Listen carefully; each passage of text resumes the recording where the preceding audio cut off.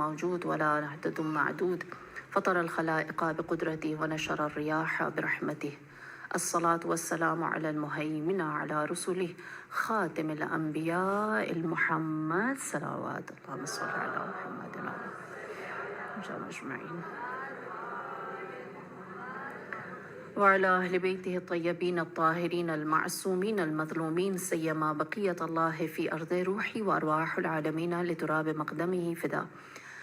أما بعد فقد قال الله تبارك وتعالى في القرآن المجيد بسم الله الرحمن الرحيم لا تلقوا أيديكم إلى التهلكة أحسنوا إن الله يحب المحسنين صلوات اللهم صل على محمد وآل محمد وعجل فرجهم أجمعين.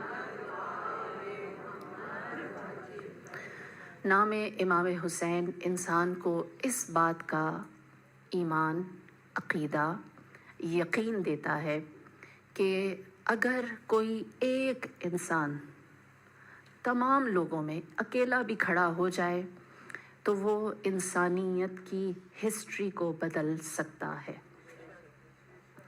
جب کوئی ایک اپنی آواز کو باطل کے خلاف خالصتاً اٹھا دے تو خدا اس آواز کو طاقت دیتا ہے. پھر وہ آواز ایک انڈیویژول کی نہیں بلکہ اللہ کی آواز بن جاتی ہے. جب ہم یہ بات کرتے ہیں تو یہ بات کہنے میں تو بڑی آئیڈیل سی لگتی ہے کہ ہر انڈیویژول میٹر کرتا ہے، لیکن اگر ہم ریئلسٹکلی اپنی سوسائٹی کو دیکھیں، گلوبل سوسائٹیز کو دیکھیں، کمیونٹی کو دیکھیں تو یہ بات ہمیں کتنی پریکٹیکل لگتی ہے کہ ہم واقعی میں ایز این انڈیویژول ہم اپنا رول پلے کر رہے ہیں، اپنی رسپانسبلٹیز فلفل کر رہے ہیں، جو ہمیں جہاں جیسی آواز اٹھانی چاہیے ہم اٹھا رہے ہیں. ایک بڑی آسان سی چیز، ہم اگر خود کو ریٹ کریں ایز این انڈیویژول، میں اپنے آپ کو ایز ایک عام انسان بطور ذکیہ سوچوں کہ میں خود کو کتنا ریٹ کرتی ہوں، آپ اپنے آپ کو ریٹ کریں تو ہم 5 میں سے اپنے آپ کو شاید کتنے دے دیں گے اسٹار؟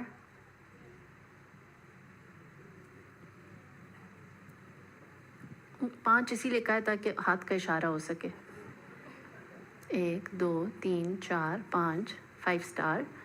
دوسرا ہاتھ چاہیے ہے نا. تو ہم 1 2 میں مجھے اچھا لگا ہم آنیسٹ ہیں ہے نا. یہ اچھی بات ہے کہ ہم آنیسٹ ہیں اور ہمیں پتہ ہے کہ ہم کہاں کھڑے ہیں اور امپروومنٹ کے لیے کتنا روم ابھی ہے ہمارے پاس. تو کیوں ایز این انڈیویژول ہم لوگ فیل ہیں؟ کیا وجہ ہے کہ جو ہم سنتے ہیں، جیسے کل میں نے بات کی جناب ام ایمن کی، کیوں میں ام ایمن نہیں ہوں؟ کیوں میں توعہ نہیں ہوں؟ کیوں میں جناب نصیبہ نہیں ہوں؟ کیوں میں زبیدہ خاتون نہیں ہوں؟ کیوں میں زینب نہیں ہوں؟ کیوں میں ام کلثوم نہیں ہوں ہے نا؟ کیوں میں ام سلمہ نہیں ہوں؟ جب ہم اس کے اوپر غور کریں گے تو پھر ہم ایز این انڈیویژول جو روم امپروومنٹ کا ہے نا اس کی طرف جا سکیں گے. میری بات سمجھ آ رہی ہے؟ ہمارا مسئلہ کیا ہے کہ واضح طور پر ہمیں چوتھے امام زین العابدین علیہ الصلاۃ والسلام نے اللہم صلی علی محمد وآل محمد وعجل فرجهم اجمعین، آپ نے رسالت الحقوق میں ہمیں بتایا کہ ایک انسان کے اوپر سب سے بڑا حق 7 چیزوں کا ہے. پہلی چیز کیا ہے؟ اس کی آنکھ کا حق، اس کے کان کا حق، اس کی زبان کا حق، اس کے ہاتھ کا حق، اس کے پاؤں کا حق، اس کے پیٹ کا حق اور اس کے پرائیویٹ پارٹ کا حق. ان 7 چیزوں کا حق ہمیں بتا دیا امام نے کہ یہ انسان کے اوپر سب سے پہلے. ہم نے اس حق کو کتنی امپورٹنس دی؟ ہم نے اپنے ہاتھ، پیر، آنکھ، ناک، پاؤں، منہ، پیٹ، سب دوسروں کا خیال رکھا. اولاد کا پیٹ ہے نا، اولاد کی آنکھ، ہاں، ماں باپ کے ہاتھ پیر، ان کے اعضاء و جوارے، ہم نے ان کی ہر چیز کا حق ادا کرنے کی کوشش کی.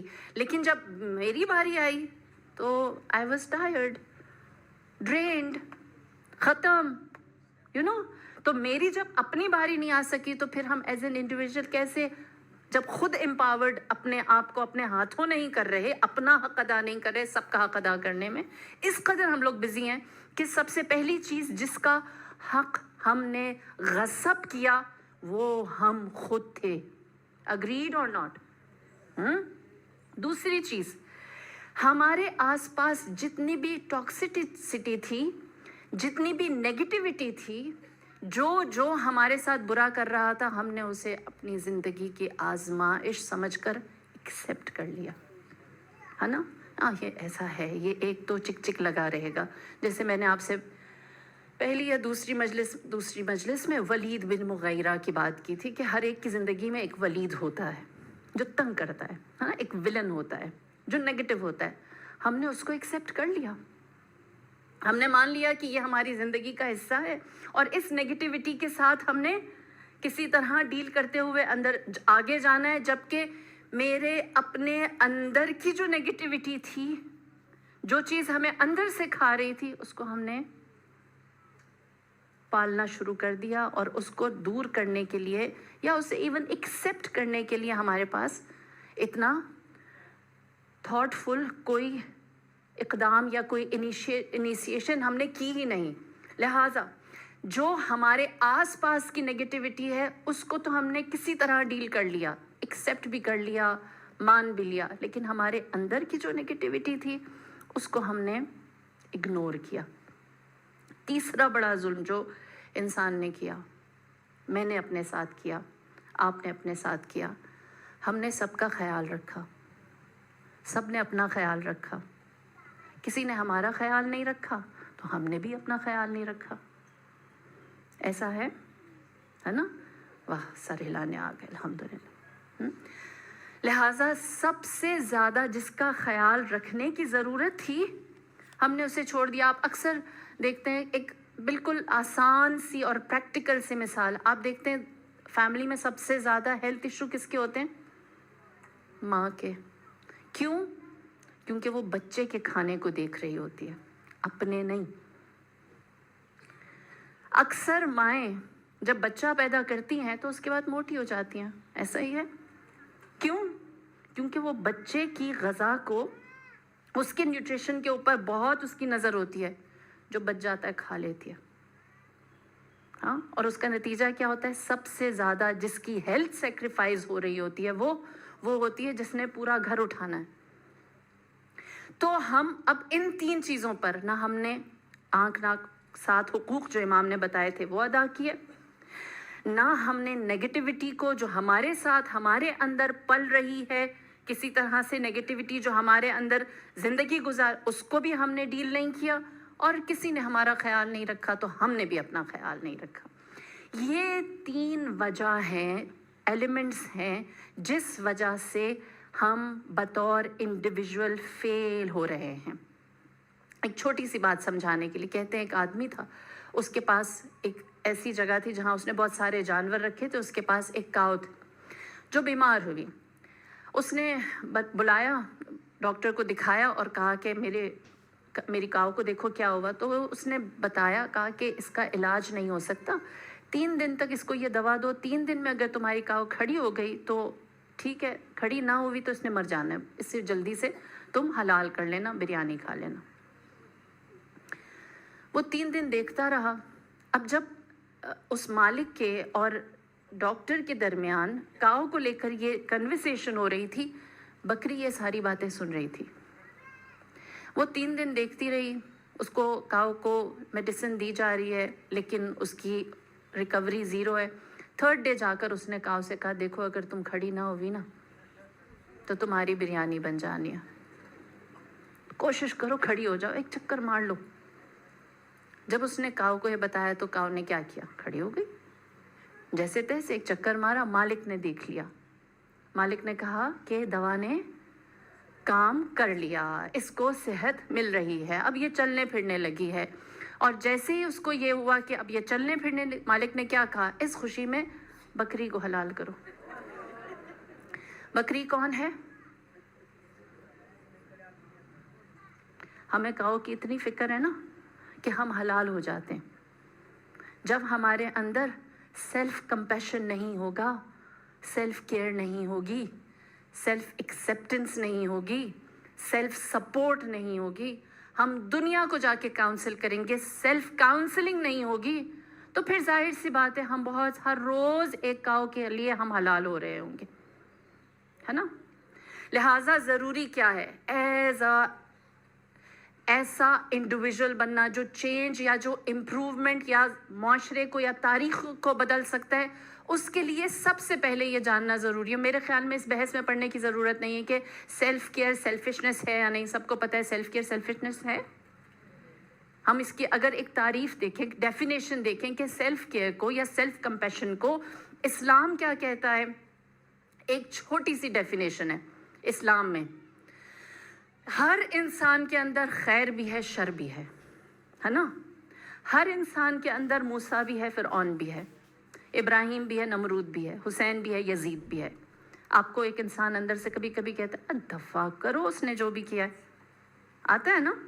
کیا فائدہ کرنے کا، اپنا راستہ لو۔ کسی کے ساتھ نیکی کرنے سے روکتا ہے، مناع للخیر، انسان کا جو نفس ہے نا وہ کہتا ہے خیر نہ کرو، منع کرتا ہے۔ ایسا ہوتا ہے، یہ ہمارے اندر کا شر ہے، اور کبھی اندر کا جو خیر ہے وہ بھی جاگتا ہے۔ تو اسلام میں خیر اور شر جو انسان کے اندر ہے، اس کی لڑائی میں خیر کو ایمپاور کرنے کو کہتے ہیں سیلف کمپیشن، ٹھیک ہے؟ جب ہم یہ کوشش کر رہے ہوتے ہیں کہ جو ہمارے اندر اچھائی ہے، خیر ہے، اس کو ہم اسٹرینتھن کریں، تو یہ سیلف کیئر ہے اسلامکلی، تعلیمات اہل البیت میں، ٹیچنگز آف اہل البیت میں۔ دوسری ڈیفینیشن، اپنی ٹائم مینجمنٹ اور ڈسپلن کے اوپر فوکس کرنا اور کلیئرٹی کے ساتھ زندگی گزارنے کو سیلف سپورٹ یا سیلف کمپیشن کہتے ہیں۔ کہ آپ کو پتہ ہے کہ آپ کا ٹائم کتنا دوسروں کے لیے، کتنا اپنے لیے ہے، کتنا دنیا کے لیے ہے، اور کتنا اپنے دین، مذہب، اللہ یا عبادات کے لیے ہے۔ تیسری چیز جو اس میں آتی ہے، سبحان اللہ، میرے نبی رسول خدا فرماتے ہیں کہ اپنے اوپر رحم کرنا ویسا کہ جیسا اللہ انسان پر رحم کرتا ہے، سیلف کیئر ہے، اپنا خیال رکھنا ہے۔ اللہ انسان پر مہربان ہے تو انسان کو خود بھی تو اپنے اوپر مہربان ہونا چاہیے۔ تو خیر کے لیے رہنا سیلف کیئر ہے، سیلفشنس نہیں ہے۔ خیر کے اوپر کام کرنا، اپنے خیر کو اسٹرینتھن کرنا، اپنی ٹائم مینجمنٹ امپروو کرنا، اپنی ذات کے اندر ڈسپلن لے کر آنا، اس کو اسلامی لحاظ سے سیلف کیئر کہتے ہیں۔ اور پھر اپنے اوپر خود مرسی یا رحم رکھنا، نہ یہ کہ دوسروں سے کوئی سمپیتھی مانگنا، خود انسان اپنے لیے جانتا ہو۔ اسی لیے خداوند کریم قرآن میں سورہ مائدہ ارشاد فرماتا ہے، یا ایہا الذین آمنوا علیکم انفسکم، اے ایمان والوں اپنے نفس پر خود ہی نگہبان بنو، سیلف سپورٹ دو۔ واضح سی بات ہے، علیکم انفسکم، تمہارے لیے کون ہے؟ تم خود ہو۔ سورہ مائدہ میں خدا ارشاد فرما رہا ہے۔ پھر پروردگار عالم انسان سے کہتا ہے کہ سیلف نرچرنگ کے لیے لا تنسا نصیبک من الدنیا، دنیا سے اپنا حصہ لینا بھولنا مت۔ لا تنسا، یہ نہ بھولو کہ تمہیں بھی جس طرح باقی ساری چیزوں کے پاس، لوگوں کے پاس، افراد کے پاس میٹرز کے لیے کوئی حصہ، کوئی پارٹ، کوئی پورشن ہے، لا تنسا نصیبک، تمہیں اپنے لیے خود اپنے حق کے لیے، اپنے حصے کے لیے یاد رکھنا ہے۔ پھر اس کے بعد خدا سیلف کیئر میں فرماتا ہے، یا ایھا الذین آمنوا لا تقتلوا انفسکم، تم اپنا خیال خود رکھو، اپنے آپ کو اپنے ہاتھوں مارو نہیں، اپنے قاتل نہ بنو، اپنے لیے حیات بخش زندگی دینے والا بناؤ۔ خدا قرآن میں سیلف اپروول بھی دیتا ہے، جو آیت میں نے سب سے پہلے پڑھی، لا تلقوا ایدیکم الی التہلکہ، اپنے آپ کو خود خرابی، ہلاکت کی جانب، بربادی کی طرف نہ ڈالو، اپنے آپ کو خود نہ برباد کر دو، اپنے آپ کو خود سپورٹ کرو، اپنی چیزوں کو خود اپروو کرو۔ پھر اس کے بعد فرمایا، اللہ اکبر، قرآن نے جو سیلف اویئرنیس کی جانب انسان کو بلایا ہے، فرمایا سورہ تحریم میں، یا ایھا الذین آمنوا قوا انفسکم واہلیکم نارا، اے ایمان والوں بچاؤ، انفسکم پہلے اپنے آپ کو، و اہلیکم، پھر اپنی فیملی کو، نارا، خطرے سے، آگ سے۔ تمہارے لیے کون سیف گارڈ ہے؟ تمہارے لیے کون پروٹیکشن ہے؟ تم خود ہو، ابو جان، بھائی جان نہیں۔ ہاں، قو انفسکم، قرآن ہمیں یہ اویئرنیس دے، اپنے بارے میں خود اویئر رہو۔ اور پھر اس کے بعد اللہ اکبر، سیلف مرسی، اپنے اوپر رحم کھاؤ۔ خدا قرآن میں ارشاد فرماتا ہے اقرأ کتابک، اپنے نامہ اعمال کو تم خود پڑھو۔ کتابک، تمہارا نامہ اعمال تم پڑھو، کفا بنفسک اليوم علیک حسیبا، آج کے دن یعنی قیامت کے دن تمہارے لیے تم خود ہی کافی ہو۔ تمہیں نہ منکر چاہیے نہ نکیر چاہیے۔ خدا نے اس بات کو چھپا کر نہیں رکھا، ہم نے سنا نہیں کہ اللہ نے ہمیں کہا کہ اپنے لیے، اپنی ذات کے لیے، اپنی ڈگنیٹی کے لیے، دنیا میں اپنے حصے کے لیے تمہیں خود اویئر رہنا ہوگا۔ یہی وجہ ہے کہ ایک شخص نے جناب ابو ذر غفاری سے سوال کیا، کہا کہ رسول خدا نے آپ کو بہت علم دیا، مجھے علم کی چند باتیں بتائیں۔ تو جناب ابو ذر نے فرمایا علم تو بہت زیادہ ہے، لیکن میں تم سے ایک بات آج کہوں گا کہ تم اس کے ساتھ برا نہ کرو جو تمہیں عزیز ترین ہے، جو سب سے زیادہ تمہارا بیلوڈ ہے، اس کے ساتھ برا نہ کرو۔ اس نے کہا کیا ہو سکتا ہے انسان جس سے محبت کرتا اس کے ساتھ برا کرے؟ جناب ابو ذر غفاری نے فرمایا ہاں ایسا ہوتا ہے۔ اس نے کہا کیسے ہو سکتا ہے انسان جس کو بہت پیار کرتا اس کے ساتھ برا بھی کرے؟ جناب ابو ذر غفاری نے فرمایا انسان اپنے ساتھ برا کرتا ہے کیونکہ اپنے آپ کو بھول جاتا ہے، اپنے ساتھ انصاف نہیں کرتا۔ یہ جو تم اپنی ذات کو بھول جاتے ہو یہی تمہارا اپنے ساتھ برا کرنا ہے۔ اپنے آپ کو نہ بھولو، اپنے اعمال پر۔ اب میں جب یہ کہہ رہی ہوں اپنے آپ کو نہ بھولو تو اس سے مراد کیا ہے؟ ایک تسبیح زکیہ کی پڑھو، شیشے کے آگے کھڑے رہیں۔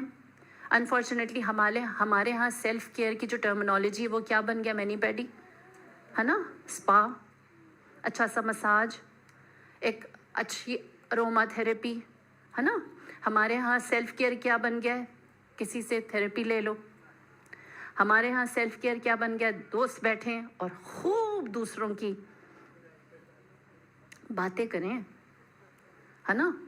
یہ ہم اس کو کیا سمجھتے ہیں؟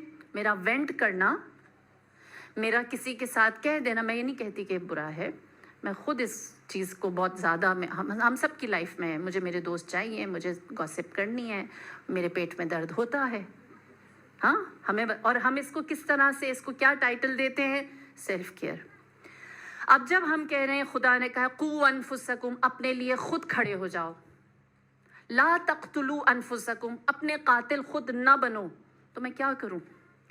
اہل البیت کے لیے سیلف کیئر کا ایک ایسا خوبصورت طریقہ تھا، ایک اسٹریٹجی ہے کہ جس کی بنیاد پر وہ اپنا ہر ایک دن گزارتے ہیں۔ کس طرح؟ پہلی چیز ہے مشارطہ، کنڈیشنل ہو جانا، کنڈیشنز رکھ دینا اپنے ساتھ، اپنے لیے۔ اب یہ جتنی بھی باتیں میں کروں گی نا، اس میں اپنے ساتھ اکیلی ہوں، یہ میں ہوں اور میری انر تھاٹس ہیں، یا میری انر ایگزسٹنس ہے جس کے ساتھ میں یہ کنڈیشنز رکھ رہی ہوں اور میں اپنا دن شروع۔ فرمایا پہلی چیز ہے مشارطہ، ایک دن کے لیے کچھ کنڈیشنز رکھنا۔ فار ایگزامپل میں ہر جمعرات کو روزہ رکھوں، میں نے رکھنا ہے نا۔ یا میں یہ سوچوں کہ آپ میں سے بہت ساروں کو یہ غم ہمارا مشترک ہوگا، آج سے میں نے کوئی میٹھا نہیں کھانا، ہے نا۔ سمجھ آ رہی ہے نا؟ یہ مشارطہ ہے کہ آج سے میں نے 2 لیٹر پانی ڈیفینیٹلی پینا ہے نا۔ بوٹل رکھ دیتے ہیں ہم لوگ کہ یہ ختم کرنا ہے، 3 دن نظر آتی رہتی ہے، ایسا ہی ہے نا۔ آج سے ہم لوگ کوئی فرائی چیز نہیں کھائیں گے، یہ کیا ہے؟ سب سے کامن مشارطہ۔ ہم اپنے لیے خود کچھ نہ کوئی کنڈیشنز رکھتے ہیں۔ اہل البیت بھی اپنے لیے ہر روز مشارطہ کرتے تھے کہ آج ہم نے یہ نہیں کرنا، آج ہم نے یہ کرنا ہے۔ اپنے اوپر خود امر کرنے والا، امر بالمعروف، اور اپنے لیے خود نہیں انل منکر کرنے والا. دن کی پہلی چیز سیلف کیئر اسلامی لحاظ سے کہ انسان کو یہ کلیئرٹی ہو کہ میں نے آج کیا کرنا ہے کیا نہیں کرنا, مجھے کوئی بتائے گا نہیں. میں یہ نہیں کہہ رہی کہ رسپانسبلٹیز کو آپ فلش آؤٹ کر دیں, وہ آپ کے ساتھ ہیں, آپ کو پتہ ہے. پہلی چیز مشارطہ, میں نے کیا کرنا ہے کیا نہیں کرنا, اور اس کے اوپر انسان خود ہی اپنے لیے خود ناظر بن جائے. پھر اس کے بعد دوسری چیز ہے مراقبہ. مراقبہ کیا ہے؟ مراقبہ ہے ایک ایسی نظر رکھنا, گارڈ کرنا کہ جو میں نے مشارطہ کیا تھا کیا وہ پریکٹیکل ہو رہا ہے نا. کسی نے ڈیٹ کیک بنا کر آپ کو دے دیا تو کیا آپ نے وہ ساری رات کھا لیا ہے نا؟ مشارطہ ہوا ہے یا آپ نے کیک اڑا لیا ہے؟ آپ کا ڈیٹاکس پانی پڑا رہ گیا یا پی لیا؟ مراقبہ ہے نا, اس کو دیکھنا, گارڈ کرنا, اور جب جہاں نہیں ہو رہا اس کے لیے کوشش کرنا کہ میں نے آج یہ چیز سوچی تھی اور میں نے نہیں کی. قضا نمازیں سوچی تھی پڑھوں گی, 2 پڑھی, آئے اٹھنا. مراقبہ کیا ہے؟ میں نے 1 دن کی آج پڑھنی تھی, یا میں نے اپنے پیرنٹس کو جو کہیں اور ہیں انہیں آج کال کرنی تھی, میں نے کی نہیں کی, دن گزر رہا ہے, اب مجھے آج کے دن یہ کال کرنی ہے. درست. جو مراقبہ یعنی سیف گارڈ کرتا ہے یا گارڈ کرتا ہے, نظر رکھتا ہے, چیک کرتا ہے کہ میں نے جو اپنے لیے ایک چیز سوچی تھی اس کو کر رہی ہوں یا نہیں, وہ دن کے آخر میں آ کر سیلف ایویلیویشن پہ آتا ہے, جسے کہتے ہیں محاسبہ, حساب کتاب کرنا, کیلکولیشن کرنا کہ میں نے جو کچھ کیا اس میں سے میں آج ایک امپرووڈ انڈیویجول ہوں یا جیسی تھی ویسے ہی چل رہی ہوں. میرے ریمائنڈرز میں اضافہ ہو گیا ہے, ایک ریمائنڈر آج اور ڈال دیا تھا, یا ٹرولی میں نے اپنی لائف کو چینج کیا. جب انسان سیلف ایویلیویشن پر آتا ہے تو نیکسٹ ڈے اس کا مشارطہ امپروو ہو جاتا ہے. ایسا ہی ہے ہاں. اور پھر آخری چیز جو کرنی چاہیے ہے سیلف کیئر میں کہ جو میں کہاں جا رہی ہوں, میں بے ہنگم جا رہی ہوں, میرے پاس کوئی پرپز ہے یا نہیں, اور میں نے اگر کوئی اپنا گول ٹارگٹ رکھا ہے تو ایویلیویشن کر کے پتہ چلا دن میں 10,000 اسٹیپ کرنے تھے, 3 بھی نہیں ہوئے, تو اس کا نتیجہ کیا ہوگا؟ انسان آخر میں کرے گا معاقبہ, سیلف کمپیشن. کیا ہے کہ اچھا کیا ہے تو خود کو ریوارڈ کرے, اچھا نہیں کیا تو سوچے کیا کانسیکوینسز ہونے چاہیے ہیں. یہ 4 سٹیپس ہیں, آپ کو بھول جائیں گے, کسی نے بھی نہیں لکھے. ہاں, میں اسی لیے ڈیٹاکس اور یہ سٹیپس اور کیک شیک کی ایگزامپل دیتی رہی کہ آپ نے شروع کرنا ہے. سیلف کیئر کیا ہے کہ اپنے لیے کچھ گولز رکھنے ہیں, سارا دن آپ نے اس کے اوپر خود گارڈ بننا ہے, اور پھر دن کے آخر میں اس پر ایویلویشن کرنی ہے, اور پھر آپ نے دیکھنا ہے کہ اس میں سے آپ کو ریوارڈ ملنا چاہیے یا آپ نے اس کے کانسیکوینسز کے حساب سے نیکسٹ ڈے کو پلان کرنا ہے. یہ سیلف کیئر روٹین ہے, یہ سیلف ایکسیپٹنس ہے. اس بنیاد پر انسان اپنے بارے میں آنے والے وقت کو سوچ سکتا ہے اور سوسائٹی کے لیے, معاشرے کے لیے, فیملی کے لیے, اپنی اولادوں کے لیے, اپنے بزرگوں کے لیے کچھ اچھا بن سکتا ہے. ہمارے لیے دیکھیں بالخصوص ان ایام میں جو ہم سب سے زیادہ پڑھتے ہیں اور مجلس کے بعد بھی پڑھیں گے وہ ہے زیارت عاشورہ. زیارت عاشورہ کیا ہے؟ ایک انڈیویجول کا امام کے ساتھ. زیارت عاشورہ ایک انسان کے لیے ہے. انی عربی میں جو یہ ہے نا چھوٹی ہے, یہ ہوتا ہے میرے لیے. نا نون الف نا ہوتا ہے ہمارے لیے. زیارت عاشورہ میں اور امام ہیں, ہم اور امام نہیں ہیں. ابھی پڑھیں گے نا تو آپ جو چھوٹی ہے وہ گننا شروع کرنا کہ کہاں کہاں ہم امام سے کہہ رہے ہیں انی سلم لمن سالمکم وحرب لمن حاربکم ولی لمن والاکم. صحیح جگہ بیٹھی ہوں میں؟ زیارت عاشورہ پڑھتے ہیں نا ہم سب, ہاں. لہٰذا پوری زیارت عاشورہ ہمیں کیا بتا رہی ہے؟ تم اپنا امام کے ساتھ جو ریلیشن ہے, جو دعا ہے, جو تعلق ہے اس کو امپروو کرو.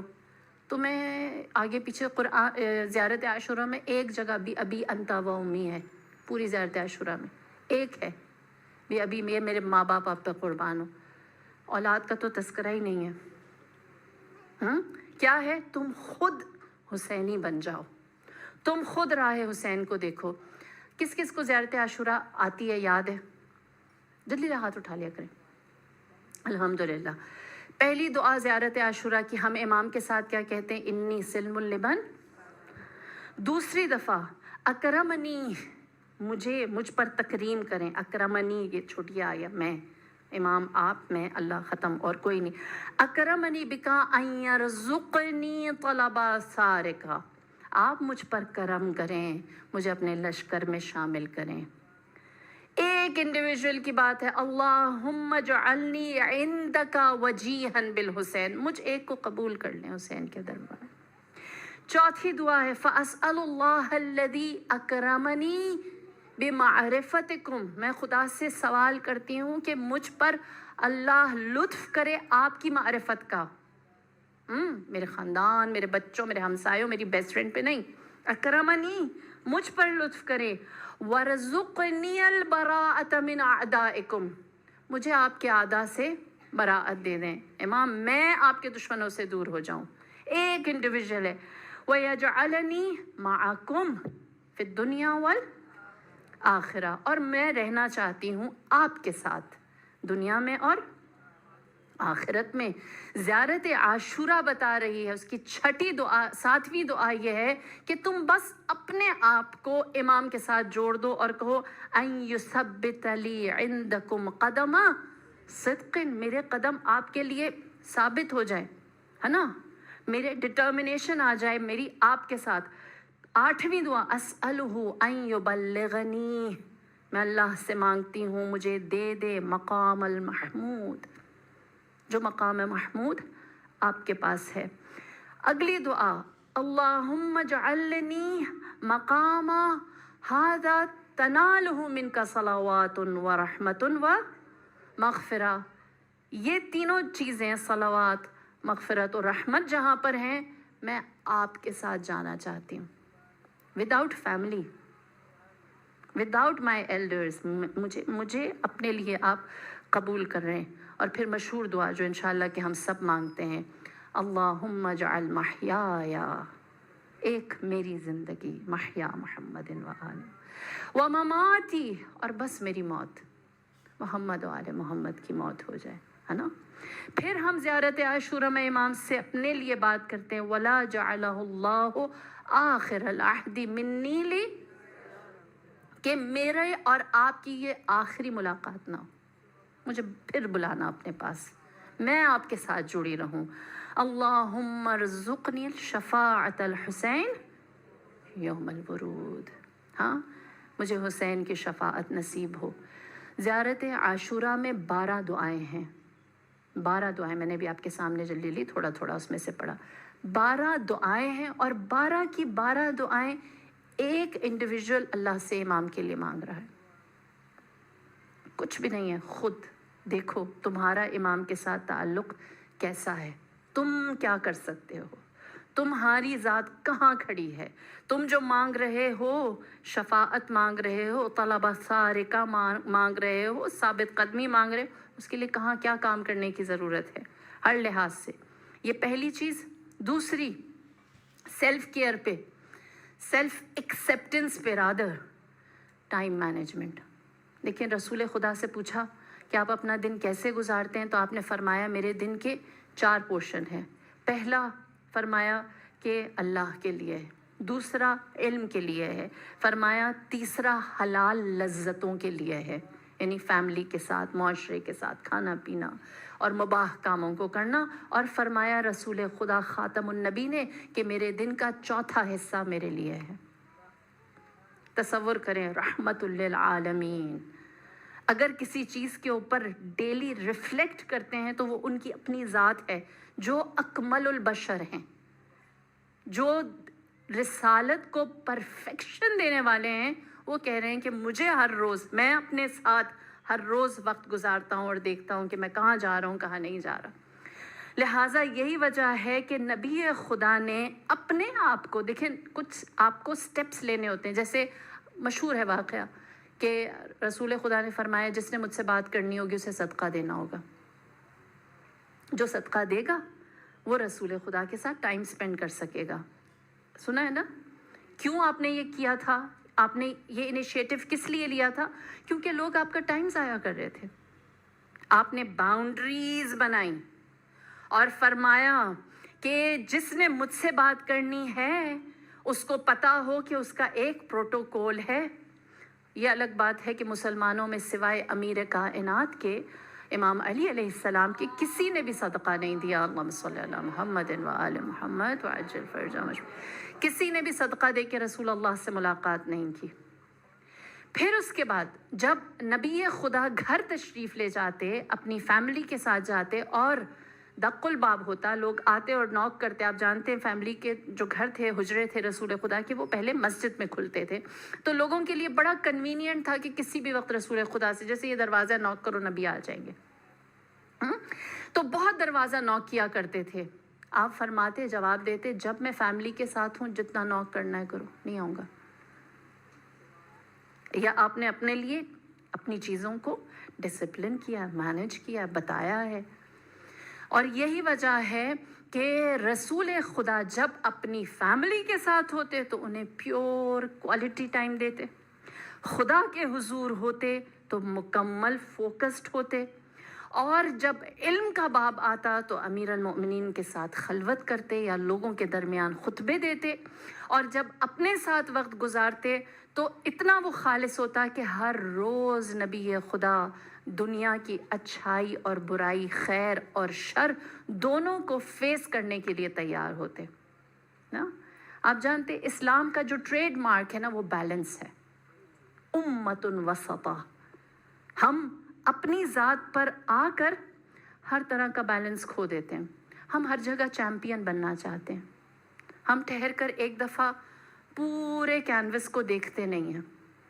اس لیے چھوٹی چھوٹی چیزوں میں اتنے انگیج ہوتے ہیں کہ ہم سے بڑی بڑی غلطیاں ہو جاتی ہیں. اسی لیے میرے مولا فرماتے ہیں خود پر رحم کرو. میں نے شروع میں جو سیلف کمپیشن کی ڈیفینیشن میں بتایا تھا، امیر کائنات نے خود پر رحم کرو، اللہ تم پر رحم کرتا ہے، تم اپنے اوپر رحم کرو. اور پھر اس کے بعد فرمایا کہ زندگی کی تلخیوں کو ایکسیپٹ کر لو. تم ہر جگہ جیت نہیں سکتے، اسی لیے فرمایا تسلیم ہو جاؤ، ایکسیپٹ کر لو. اور پھر فرمایا جہاں تم کمزور ہو، ویک ہو، ہیلپ لیس ہو، وہاں اپنے آپ کو اللہ کی رحمت سے جوڑ دو. اب دیکھیں سیلف امپاورنگ کے لیے نا یہ مثال بڑی پیاری ہے کہ ہم ہر جگہ سب کچھ نہیں کر سکتے. ہم گلٹی بھی نہیں ہونا چاہتے. جب ہم کہیں کچھ کرنے سے رہ جاتے ہیں تو گلٹی فیل ہوتا ہے نا. ہم تو بالخصوص براؤن فیملیز میں ماں خاتون وہ تو سر سے پاؤں تک ہے نا، کیونکہ بیٹا کمزور ہے تو کیوں، ہسبینڈ کی صحت اچھی نہیں ہے تو کیوں، ساس اکیلی ہو گئی تو کیوں، سب کچھ ہے نا خاتون کے اوپر. فرمایا کہ اپنے اوپر رحم کرو، اللہ تم پر رحم کرتا ہے. اور جو زندگی کی تلخیاں ہیں انہیں تسلیم کرو. اور تسلیم کرنے کے بعد فرمایا جہاں تمہارا بس نہ چلے خود کو اللہ کی رحمت میں دے دو، اللہ پہ چھوڑ دو. کیسے؟ کہتے ہیں کہ ایک نوجوان نے کہا کہ میں زندگی میں بہت تکلیف میں ہوں، میں کیا کروں. ان کے استاد نے کہا ایک گلاس پانی لاؤ اور اس ایک گلاس پانی کے اندر 2 ٹیبل سپون نمک ڈال دو. اس نے اس ایک گلاس پانی کے اندر 2 ٹیبل سپون نمک ڈالا، مکس کیا، کہا پیو. پیا جائے گا؟ ایک گلاس پانی کے اندر 2 ٹیبل سپون نمک، کیا وہ پانی پیا جائے گا؟ پیاس بجھے گی؟ اس نے پیا. ایک دم سے کہا اوہ بہت نمک زیادہ ہو گیا. استاد نے کہا ہاں زیادہ ہو گیا، اب آؤ میں تمہیں دکھاتا ہوں یہ پانی پینے لائق کیسا ہوگا. اپنے شاگرد کو لے کر گئے نہر پر اور نہر پر لے جا کر کہا یہ جو ایک گلاس پانی ہے نا اس کو اس ریور میں ڈال دو، اب مکس کرو، پیو. ریور کا پانی جس میں نمک ڈالا ہے جو نہیں پیا جا سکتا تھا. اس نے ریور کا پانی پیا. پیا گیا نمک والا پانی؟ उसने कहा कि इस पूरी रिवर में एक गिलास नमक वाला पानी डाल के इसको कुछ फ़र्क नहीं पड़ा। क्यों? रिवर का पानी इतना मीठा है कि उसने उस कड़वाहट को बहा दिया। कहा हम ये एक गिलास पानी है और ये जो रिवर है ना ये अल्लाह है। जहाँ ज़िंदगी की तलखियाँ तंग करें ना, वहाँ अपनी ज़ात को उलझनों में ना डालो। यहाँ से तवक्कुल शुरू होता है। ख़ुद को अल्लाह की रहमत में छोड़ दो। वो तुम्हारी तलखी को, तुम्हारी ज़िंदगी की बदमज़गी को अल्लाह अपनी मिठास से बदल देगा, है ना? क्योंकि उसकी ताकत व कुदरत ऐसी है कि वो चाहे जितना ही इंसान मुश्किल में क्यों ना हो, सुभान अल्लाह, उसकी एक कुन है। हाँ, इसीलिए कहते हैं कि कौन कहता है कुछ नज़र नहीं आता, जब कुछ नज़र नहीं आता तो वो नज़र आता है। अल्लाह अकबर, या रसूल अल्लाह, या अली, या अली, अल्लाहुम्मा सल्ली अला मुहम्मद व आले मुहम्मद व अज्जल फरजाहुम अजमईन। लिहाजा इंसान अपने आप को जब खुदा तवक्कुल में आ जाता है ना, तो वो अपने ऊपर सबसे बड़ा रहम करता है। सबसे बड़ा रहम इंसान का अपने ऊपर लुत्फ़ यह है कि वो अपनी आखिरी मंजिल अल्लाह को बना देता है। फिर वो एक नहीं रहता। मन यत्तक़िल्लाह यजअल लहू मखरजा, जो अल्लाह के ऊपर तक़वा रखे, यानी अल्लाह जिसको कहे करो वो करे और जिससे मना करे उससे वो अपने आप को रोक ले, तो खुदा ऐसे के लिए क्या करता है? मुश्किल में उसके लिए रास्ता निकालता है। हाँ, और मिन हैसु ला यहतसिब, ऐसे रास्ता निकालता है कि तुमने कभी सोचा भी नहीं होगा, सोचा भी नहीं होगा। खुदा रास्ता निकालेगा। छड़ी, एक स्टिक मूसा के हाथ में थी, अल्लाह ने उस स्टिक को, इस छड़ी को ऐसा बनाया, नील में रास्ता निकला, है ना? पूरा ख़ानदान, सारे भाई यूसुफ के ख़िलाफ़ थे। अल्लाह ने उस कुएं को यूसुफ की कब्र नहीं बनाया, अज़ीज़ मिस्र बनाया। हज़रत याकूब ने हज़रत मूसा यूनुस से पूछा और कहा बताओ तुम्हारे साथ तुम्हारे भाइयों ने क्या किया? तो हज़रत यूसुफ अलैहिस्सलाम ने अपने वालिद से कहा, ए बाबा जान, मुझसे ये ना पूछिए कि मेरे साथ मेरे भाइयों ने क्या किया, मुझसे ये पूछिए मेरे साथ मेरे अल्लाह ने क्या किया, है ना? ये क्या है? Self acceptance. अपनी ज़िंदगी की मुश्किलात में आके ख़ुद को अल्लाह के हवाले कर देना। हाँ, और उसके ऊपर ऐसा तवक्कुल करना कि जो वो कर रहा है वो बेहतरीन है। यही वजह है कि जनाब रसूल खुदा जब मक्के से निकले हैं तो रात की तारीकी में निकले हैं, और परवरदिगार आलम ने ऐसा फातिह बनाकर उस तन्हा निकलने वाले रसूल को लश्कर के साथ भेजा है कि आपने एक पत्ता भी नहीं तोड़ा और वही मक्का फ़तह हो गया। खुदा ने ये इज़्ज़त दिखाई है। तो जो खुदा के ऊपर अल्लाह पर तवक्कुल करता है, अल्लाह उसके लिए रास्ते बनाता है। हाँ, जो इंसान अपनी तलखी को उसके साथ जोड़ देता है, फिर खुदा दिखाता है कि सिबगत अल्लाह, अल्लाह का रंग कैसा है। यही वजह है इंसान चाहे मदीने का, कूफे का, मक्के का रहने वाला एक आम इंसान क्यों ना हो, जब वो हक़ के साथ जुड़ जाता है ना, तो वो यावर हुसैन बन जाता है, जैसे जनाब हबीब इब्ने मज़ाहिर। करबला में 72 की जो गिनती है ना, ये कोई ऐसा इलाही सफ़र है जिसका मेयार बस हुसैन जानते हैं। जो पास हैं उनसे चराग बुझाकर कहा जाना है तो जाओ, और जो दूर हैं उनमें से ख़त लिखकर बुलाया और कहा, ए मर्द फ़क़ीह, तुम्हारा दोस्त, तुम्हारा यावर नरग़े आदा में तन्हा है, मेरी नुसरत के लिए आओ। सुभान अल्लाह। रिवायत कहती है कि सैयदुश शहदा ने अपने छोटे से लश्कर के 3 हिस्से बनाए, एक वुस्ता सेंट्रल, एक मैमना और राइट विंग, और एक मैसरा लेफ़्ट विंग। जो वुस्ता सेंट्रल बड़ा लश्कर था, उसका अलमदार आपने अबुल फ़ज़ल अब्बास को बनाया। जो لیفٹ ونگ تھا اس کا جناب حجاج کو. جب تیسرے رائٹ ونگ لشکر کی باری آئی، اس کا علم مولا کے ہاتھ میں تھا، تو کہا اس کا علمدار کس کو بنانا ہے؟ فرمایا صبر کرو، اس کا علمدار آنے والا ہے. حسین جانتے ہیں کہ حبیب کس قدر با وفا ہے. میں دعا دوں گی آپ سب کو، اللہ آپ سب کی زندگی میں ایک حبیب جیسا دوست دے.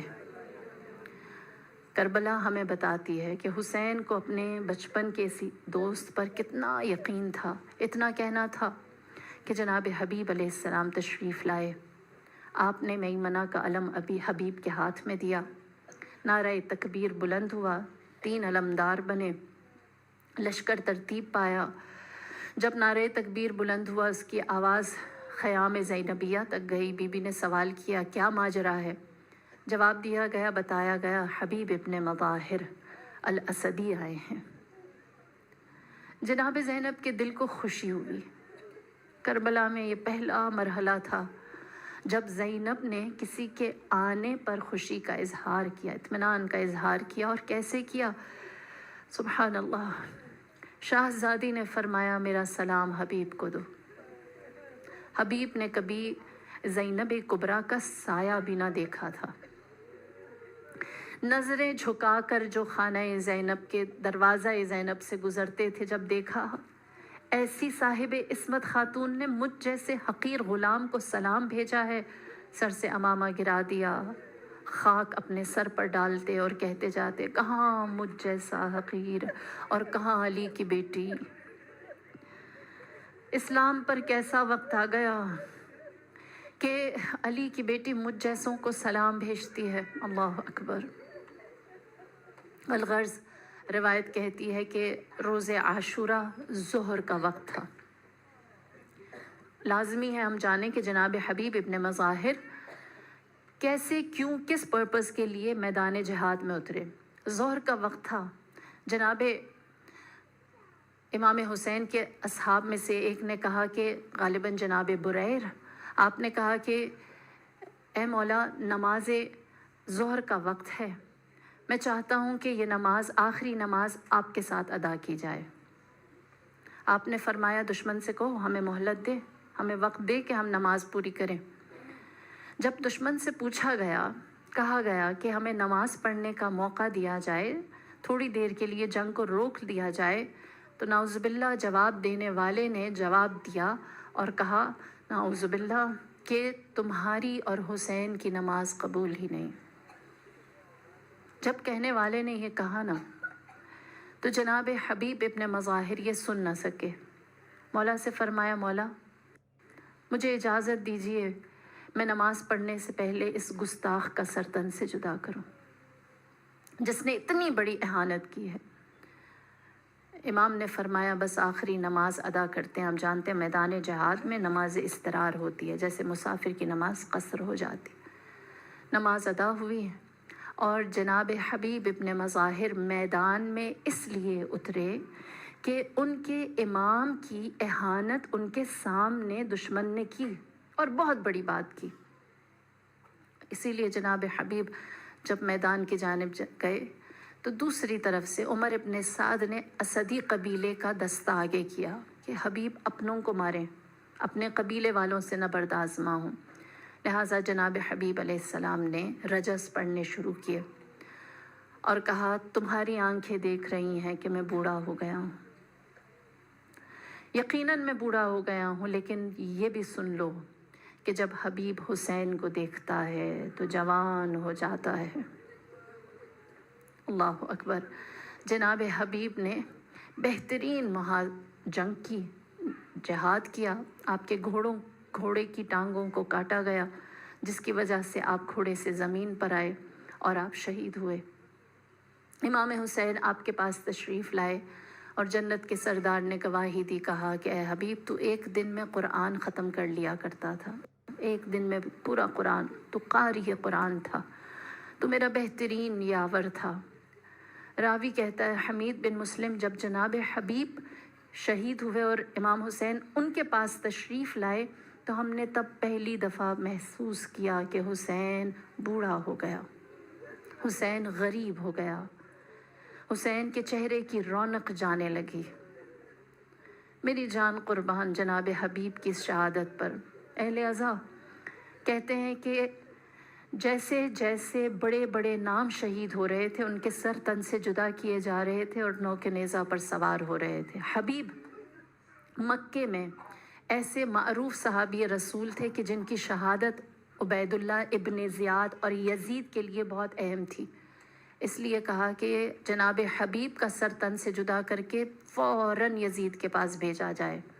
اور پھر اس کے بعد روایت کہتی ہے کہ ایک شخص کو جناب حبیب کا سر دیا گیا اور کہا کہ آج ہی کے دن یعنی عاشورہ ہی کے دن تم کوفے کی جانب روانہ ہو جاؤ۔ جناب حبیب کا سر پہلے کوفہ بھیجا گیا۔ جو جناب حبیب کا سر لے کر گیا وہ کہتا ہے کہ جب میں کوفے میں داخل ہوا، میں نے اونچی آواز میں اعلان کیا اور کہا کہ میں حبیب ابن مظاہر اسدی کا سر لے کر آیا ہوں۔ پورا کوفہ جمع ہوا، البتہ ایک 12 13 14 سال کا بچہ تھا جو میرے گھوڑے کے ساتھ آ کر کھڑا ہو گیا۔ میں کوفے میں جہاں جاتا وہ بچہ میرے ساتھ ساتھ ہوتا، ایک لہجے کے لیے وہ مجھ سے دور نہ ہوا، یہاں تک کہ مجھے تجسس ہوا۔ میں نے اس بچے سے پوچھا اور کہا کہ اے شخص تو کون ہے، اے بچے تو کون ہے؟ تو اس نے جواب دیا اور کہا میں قاسم ابن حبیب ہوں، میں حبیب ابن مظاہر کا بیٹا قاسم ہوں، یہ میرے باپ کا سر ہے جو تو جگہ جگہ لے کر پھر رہا ہے۔ جب وہ شخص کہتا ہے جب میں نے یہ سنا تو میں نے اپنے گھوڑے کی گردن میں سے جناب حبیب کا سر نکالا اور اس بچے کو دیا اور کہا تو مل لے، تو ملاقات کر لے، تو ناز کر لے، اپنے باپ کی شہادت کا جو اعزاز لینا ہے لے لے، اپنے باپ کا بوسہ لے لے۔ میں کہوں گی اے حبیب ابن مظاہر آپ کی وفا کو سلام، آپ کی اولاد کو سلام، جناب قاسم ابن حبیب کی آغوش میں آپ کے سر کے جانے کو سلام۔ ہم کربلا کو روتے ہیں، ہم حسین کی اس 3 سال کی 4 سال کی بچی کو روتے ہیں جس نے کربلا سے کوفہ اور کوفہ سے شام تک اپنے بابا کے سر کو دیکھا کبھی نوک نیزہ پر ہے، دیکھا کبھی سم اسپا پر ہے، کبھی دیکھا کہ گھوڑے کی گردن میں ہے، کبھی صندوق میں دیکھا، کبھی پتھر پر دیکھا۔ اللہ اللہ 4 سال کی بچی پر ستم یہ ہے کہ اس نے اپنے باپ کے سر کو عبید اللہ ابن زیاد کے دربار میں دیکھا، ستم یہ کہ یزید کے دربار میں تشت میں سر حسین جب رکھا گیا تو اس 4 سالہ بچی نے دیکھا خیزرہ کی چھڑی مار مار کر ظالم یہ کہتا ہے اے حسین تو جلدی بوڑھا ہو گیا۔ میری جان قربان اس 4 سالہ بچی پر جس کا اپنے باپ کے سر کے ساتھ بڑا لمبا سفر تھا۔ سنو عزادارو، ایک دن سکینہ نے اپنے بابا کا سر مانگا، ایک دن بابا سے ملاقات مانگی، اور جب سر حسین جناب سکینہ کی آغوش میں آیا، نہ جانے ایسا کیا غضب کا سکون ملا، سکینہ نے جو باپ کے لبوں کا بوسہ لیا،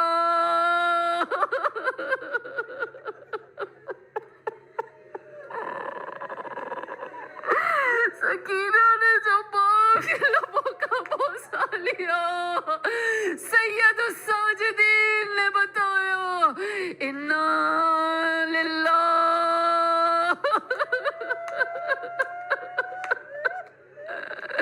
وَإِنَّا إِلَيْهِ رَاجِعُونَ۔ زندان شام میں باپ سے ملتے ہی 4 سالہ بچی مر گئی۔ اللہ لعنت اللہ علی القوم الظالمین۔ وسيعلم الذين ظلموا أي منقلب ينقلبون إنا لله وإنا إليه راجعون۔ بسم الله الرحمن الرحيم۔ اللهم أدخل على أهل القبور السرور، اللهم أغن كل فقير، اللهم أشبع كل جاع، اللهم غير سوء حالنا بحسن حالك وأغننا من الفقر إنك على كل شيء قدير، آمين يا رب العالمين۔ ماتم امام حسین علیہ السلام۔ صلی اللہ علیہ وسلم.